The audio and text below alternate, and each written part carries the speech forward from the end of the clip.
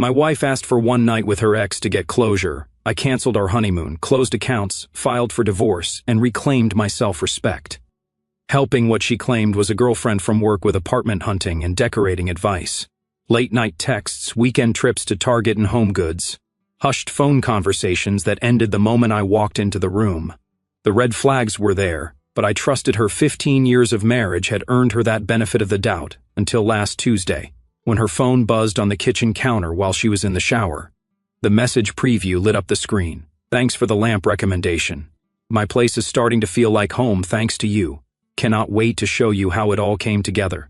From someone named, well, let us just say it was not any girlfriend I'd ever heard of. It was him, the ex-boyfriend from college, the one who broke her heart 20 years ago before we met.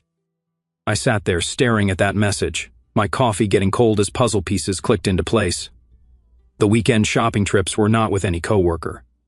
The decorating advice was not innocent. This guy had moved to our city, and somehow she had become his personal interior design consultant.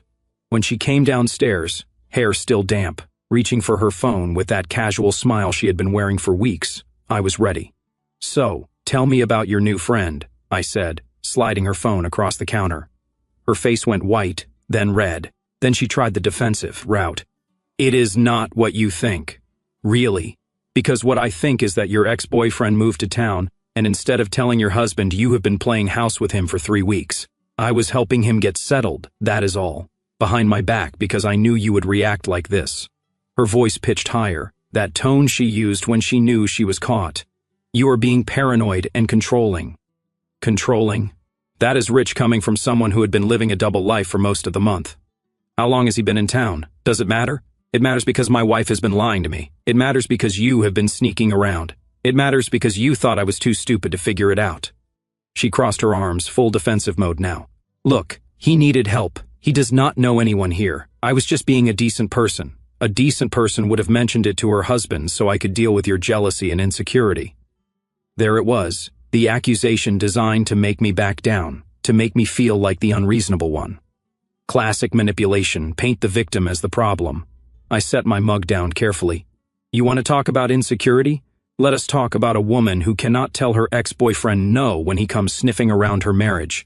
That is not. He was not. He was not what?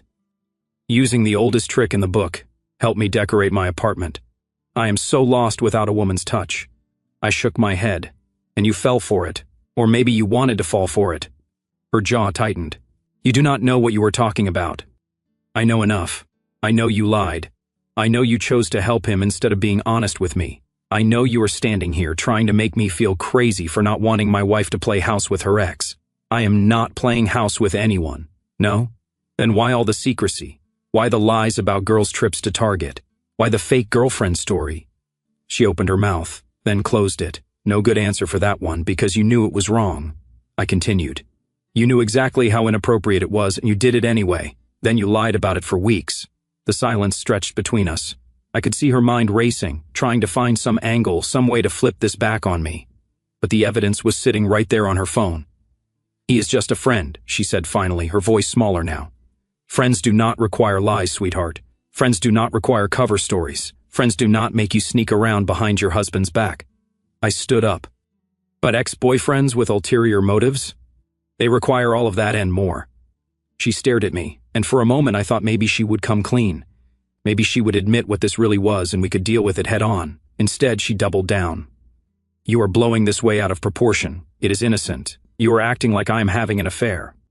Emotional affairs start exactly like this. With lies, with secret meetings, with choosing someone else over your spouse. I have not chosen anyone over you. Have not you? When you decided to help him instead of being honest with me, what was that? When you lied to my face for 3 weeks, what was that? Her phone buzzed again, another message from him. She grabbed it quickly, but not before I saw the heart emoji at the end of whatever he had sent. A heart emoji to my wife from her ex-boyfriend. I almost laughed at the absurdity of it. Almost. You know what the funny thing is, I said, heading toward the door. He played you perfectly, the helpless guy act, needing advice about curtains and coffee tables, making you feel needed and special. And you ate it up. Where are you going? To work, to think, to figure out what I am married to. Do not be dramatic. Dramatic? My wife has been lying to me, helping her ex-boyfriend set up house, and accepting heart emojis from him. I'm the one being dramatic. I left her standing in the kitchen, phone in hand, finally seeing her lies for what they were. But as I drove to work, I could not shake the feeling that this was just the beginning, that whatever game he was playing, whatever he really wanted, she was about to find out, and so was I. The question was not whether she would choose him over me. The question was whether I would still be around when she tried to come back.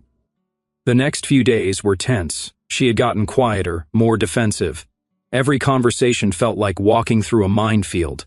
But instead of backing down or cutting contact with him, she doubled down on her story that it was all innocent. Thursday evening, 3 days before our second honeymoon trip to Napa Valley that we had planned for months, she brought him up again. He invited me to see how the apartment turned out, she said, while loading the dishwasher, casual, like she was talking about the weather. I looked up from my laptop. Excuse me? He wants to show me how everything looks with all the furniture in place, see if the advice I gave him worked out. The audacity was breathtaking. And you are telling me this because? Because I do not want you finding out and making it into something it is not, right? Because visiting your ex-boyfriend's apartment alone is totally normal married behavior. She slammed a plate into the dishwasher. See, this is exactly why I did not want to tell you in the first place. You make everything sound dirty and suspicious. It is suspicious. Your ex-boyfriend does not want to show you his throw pillows. He wants to get you alone in his apartment. You do not know him. I do not need to know him. I know men, and I know what this is. She turned to face me fully, hands on her hips. What is it then, since you are so sure? It is him testing boundaries, seeing how far he can push before you say no, seeing how much control he can get back over you. Control? That is ridiculous, is it?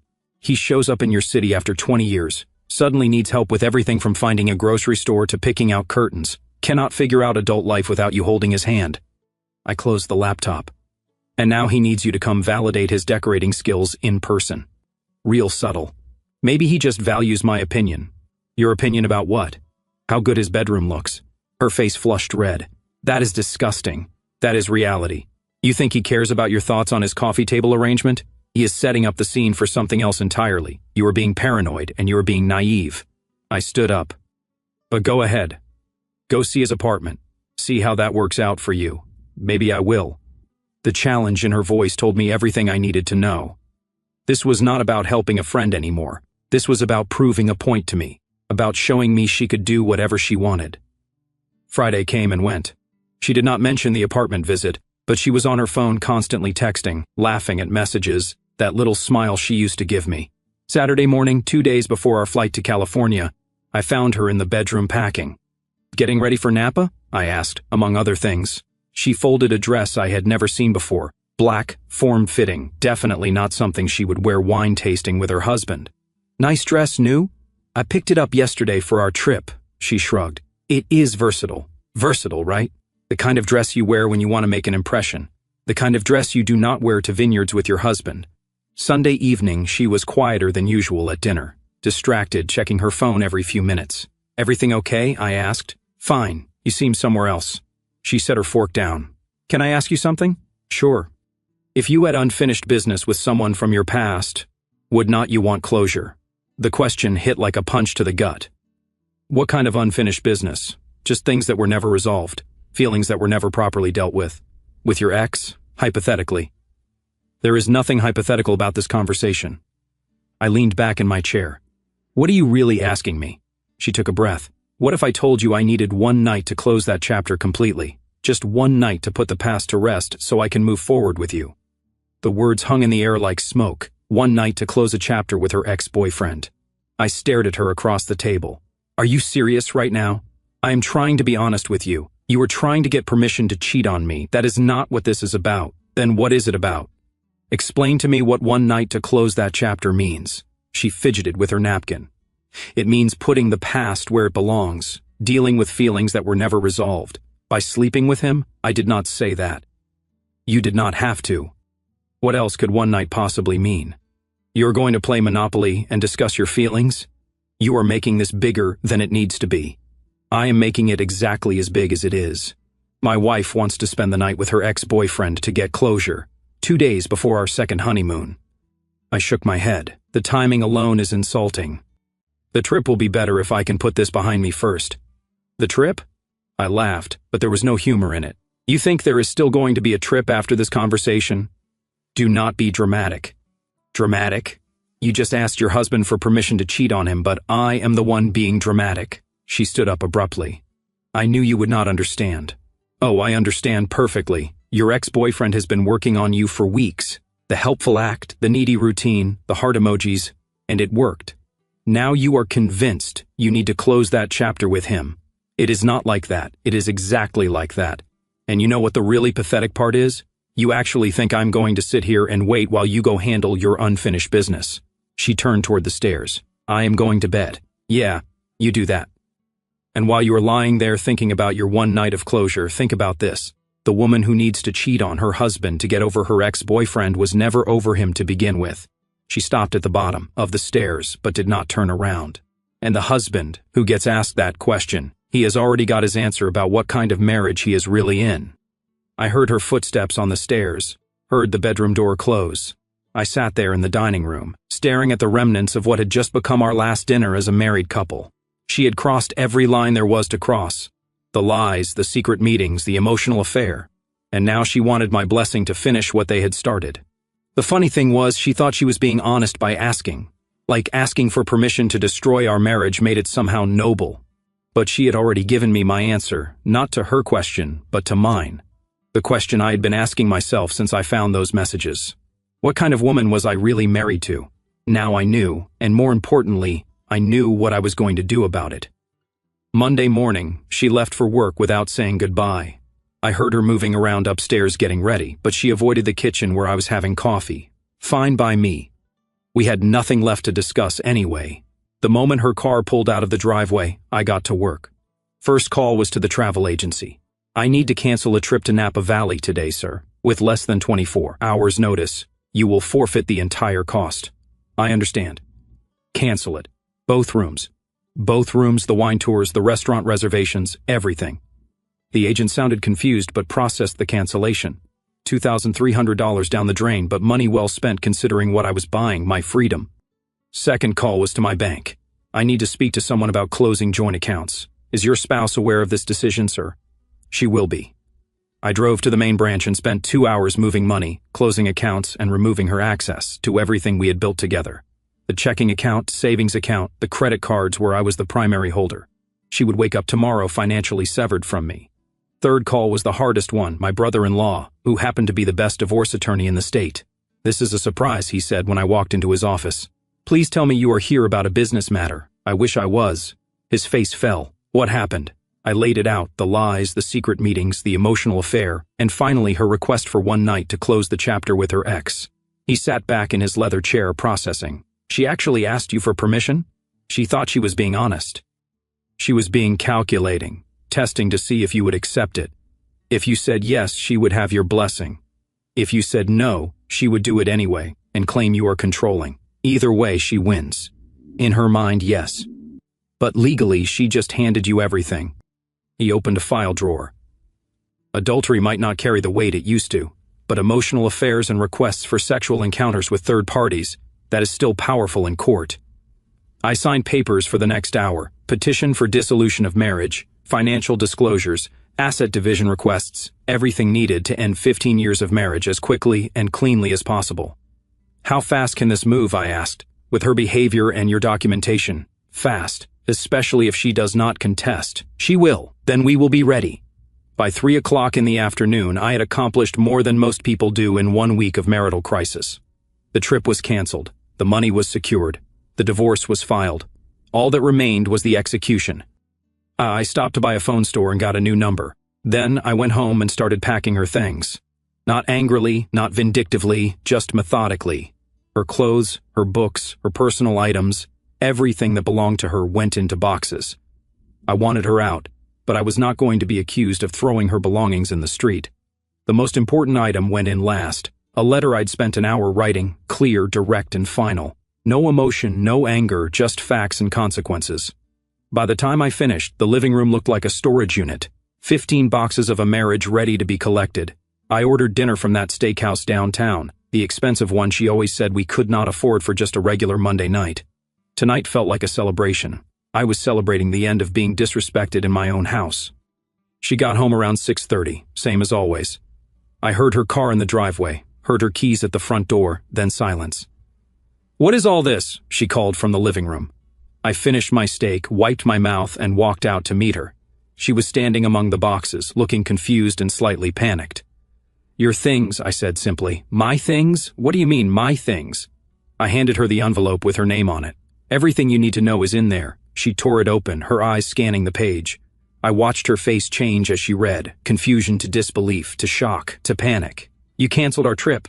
"I did. You closed our bank accounts, the ones where I was the primary holder, yes. You filed for divorce this morning." She looked up from the letter, her face pale. "Are you insane? Over one conversation? Over 3 weeks of lies? Over an emotional affair? Over you asking permission to cheat on me?" "I did not ask permission to cheat.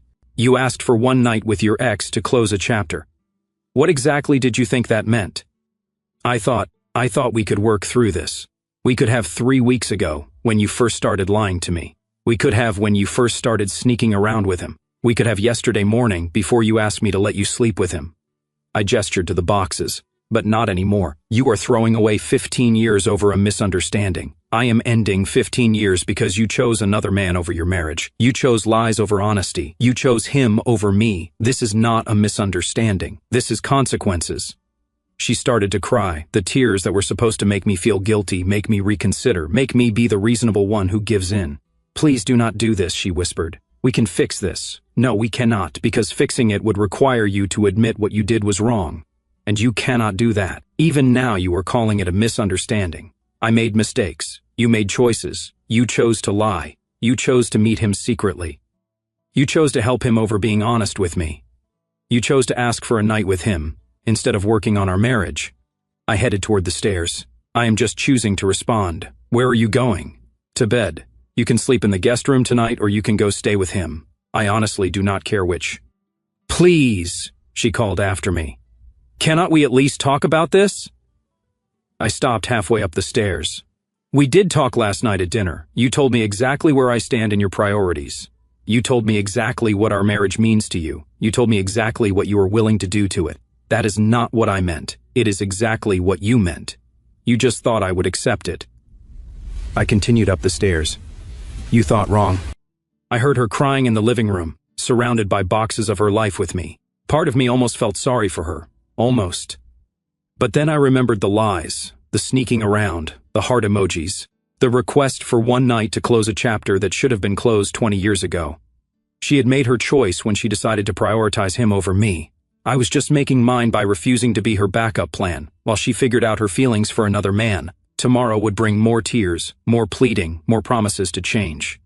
But tonight, for the first time in weeks, I was going to sleep peacefully because I finally knew exactly what I was dealing with. And more importantly, I knew exactly what I was done dealing with. Tuesday morning, she was gone before I woke up. The boxes were still in the living room, untouched. She had slept in the guest room and left without a word. Perfect. It made what came next much easier. I took a personal day from work and spent it handling details, changed the locks, updated insurance beneficiaries, removed her access to everything that mattered. By noon, she was officially cut off from the life we had built together. Around 2 o'clock in the afternoon, my phone started ringing. Her number. I did not answer. She called 6 more times over the next hour. Then the text started. "We need to talk. This is crazy. Answer your phone. You cannot just cut me off from everything." Each message confirmed what I already knew. She tried to use one of the cards and discovered her new reality. Good. Let her figure out what consequences actually felt like. The calls and texts continued all afternoon. I ignored every single one. Around 5, she tried calling from a different number. Someone at her office, probably. I declined that one too. By evening, the messages had shifted tone. "Please call me back. I am sorry. Let us fix this." Too little, too late. She was only sorry because her safety net had disappeared. Sorry because her backup plan was not working out the way she had expected. Wednesday morning brought a new development. She had apparently spent the night somewhere else, because the guest room was empty and the boxes remained untouched. Around 10, my neighbor texted me. "Your wife has been sitting in her car across the street for an hour. Thought you should know." I looked out the window. There she was, parked under the oak tree, staring at the house, waiting for me to come out and engage, to give her the confrontation she needed to make this my fault somehow. I made coffee and went about my day, ignoring her completely. She sat there until noon, then finally drove away. That afternoon, my phone rang with a number I did not recognize. This time, I answered. "We need to talk," she said immediately. "No, we do not. You cannot just throw away 15 years without a conversation. The conversation happened Sunday night when you asked for permission to sleep with your ex-boyfriend. Everything since then has been consequences. That is not what I asked for." "Then what did you ask for? Explain to me what one night to close that chapter means, if it does not mean what I think it means." Silence. "That is what I thought. You cannot explain it because we both know exactly what you were asking for." "It was not about sex," she said quietly. "It was about everything. About choosing him over me, about prioritizing your feelings for another man over your marriage, about asking your husband to step aside while you handled your unfinished business with the man you never got over. You are twisting everything. I am seeing everything clearly for the first time in weeks, maybe years. Where am I supposed to go? You have cut me off from everything. You should have thought about that before you decided to betray your marriage. You made your choice. Now live with it." I hung up and blocked the number. Thursday evening, she escalated. I came home from work to find her car in the driveway and her sitting on the front steps. She had been waiting for me. "The locks are changed," she said as I got out of my car. "They are. I live here too. You lived here. Past tense. You made other plans, remember? One night to close a chapter. Well, consider our chapter closed." I never went to see him. I stopped walking toward the door. "What?" "I never went to his apartment. I never had my night of closure. I have been thinking about what you said, and you are right. It was inappropriate." "So, you are admitting I was right about what you were really asking for?" She looked down. Maybe. Either you were asking permission to cheat or you were not. Which is it?" I was confused. "I made a mistake. You made a series of calculated decisions. You lied for weeks. You chose him over me repeatedly. You asked for permission to betray our marriage. None of that was confusion. It was choice. But I did not go through with it, because I did not give you permission, not because you realized it was wrong." I walked past her to the front door. "You are only here because your plan did not work. That is not true." I turned back to face her. "If I had said yes Sunday night, where would you have been Tuesday evening?" She could not answer. "Exactly. You are not sorry you asked. You are sorry I said no. You are not sorry you betrayed our marriage. You are sorry you got caught. You are not here because you chose me. You are here because he did not work out the way you hoped."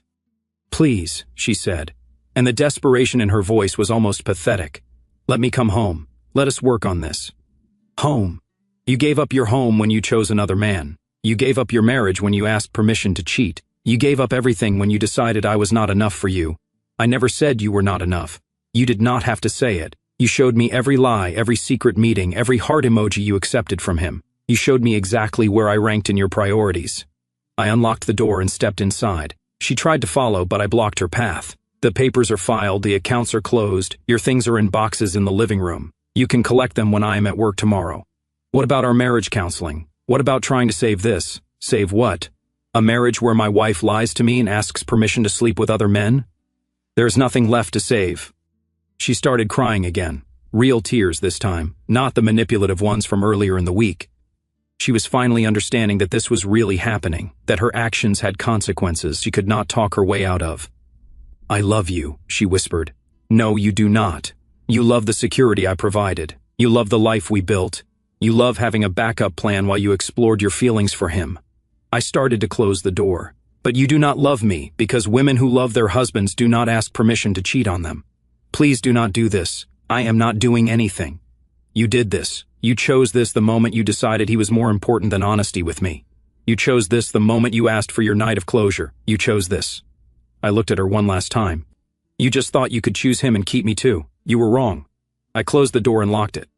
She stood on the porch for another hour, crying and knocking occasionally. I turned up the television and ignored it all. By Friday morning, she was gone. So were the boxes. She had taken her things and left, just like I had told her to. For the first time in weeks, the house was peaceful. No lies, no drama, no walking on eggshells around someone who would rather be somewhere else. Just silence. Clean, honest silence. And it felt like freedom. The weekend brought a different kind of chaos. She had realized that getting her things back did not mean getting her life back. Saturday morning, my phone started ringing from numbers I did not recognize. First, she tried going through my sister. "She is really sorry," my sister said when she called. She made a mistake, but she loves you. Did she tell you what the mistake was? She said you two had a fight about an old friend. An old friend? She asked me for permission to sleep with her ex-boyfriend 2 days before our second honeymoon. The line went quiet. She what? She lied to me for weeks about helping him, then asked for one night to close that chapter with him. My sister never called back to advocate for her after that conversation. Next, she tried my parents. Same story, same result. Once they knew what really happened, the calls stopped coming.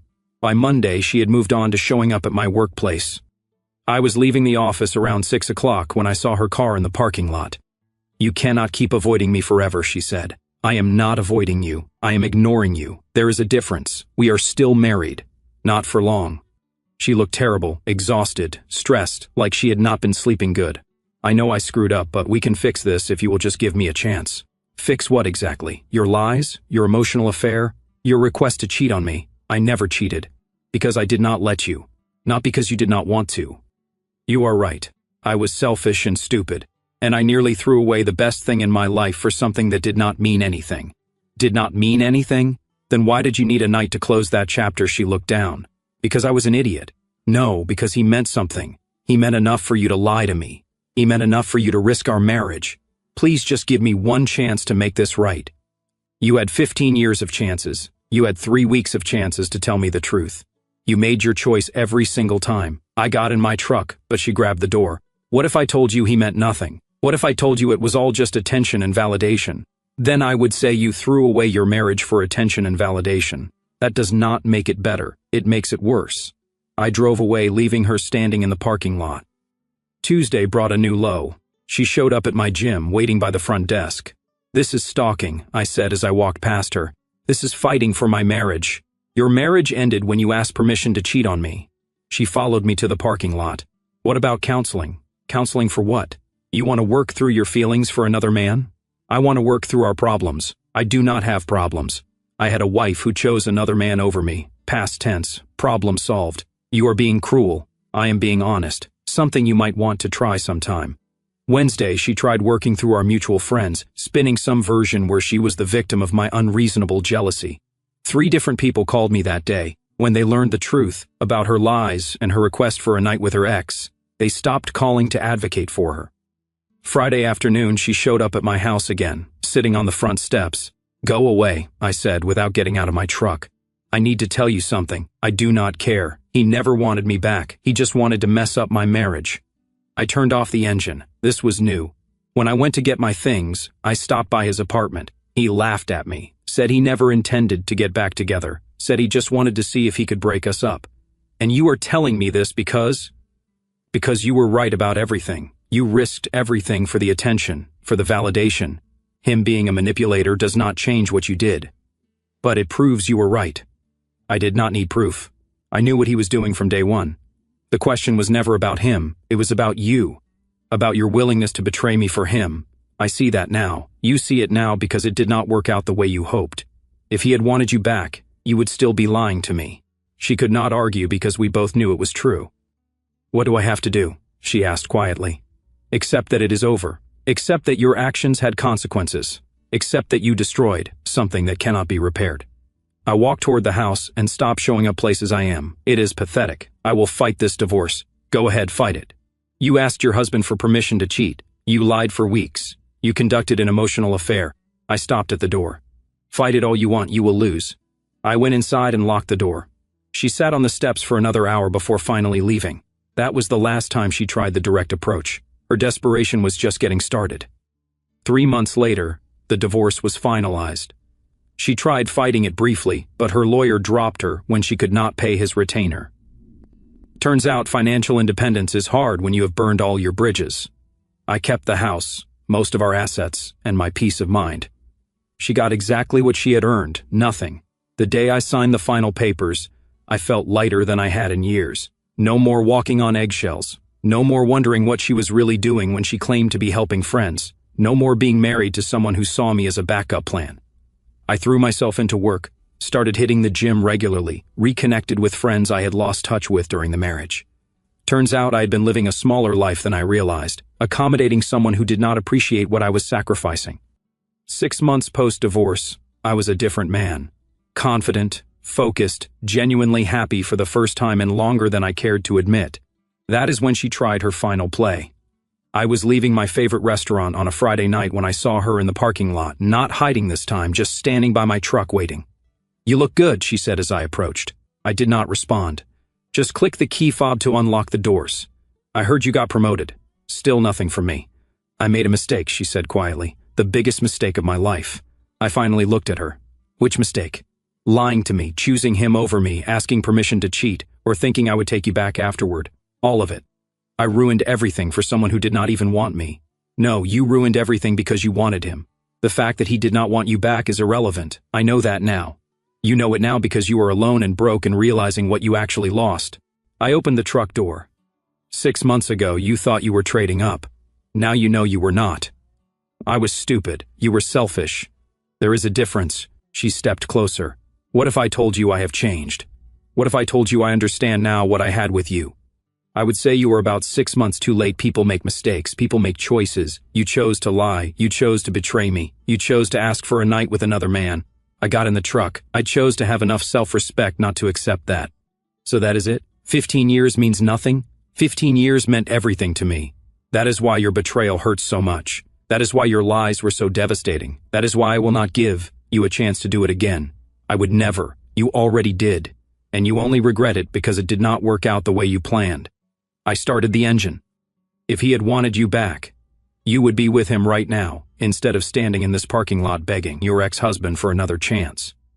That is not true. It is completely true.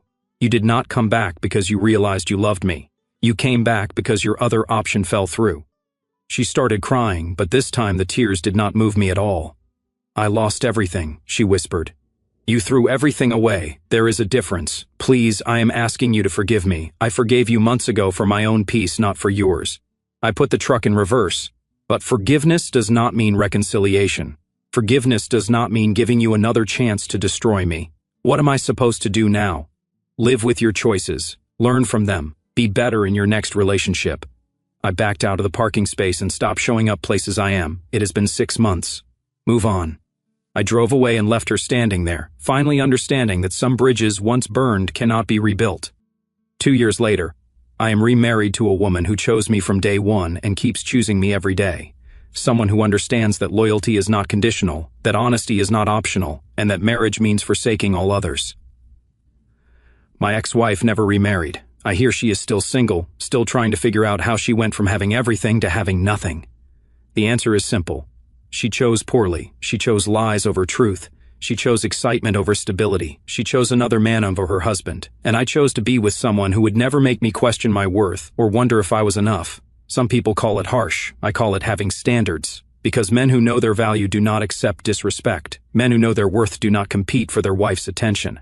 Men who respect themselves do not give second chances to people who ask permission to betray them. She wanted one night to close a chapter with her ex. I gave her forever to close the chapter on us. Best decision I ever made. Our story has come to an end. If you have made it this far, how about subscribing to our channel? It helps us immensely. I have selected 2 other videos for you that I am sure you will enjoy. Feel free to click on them. I will be waiting for you in the next story. See you soon.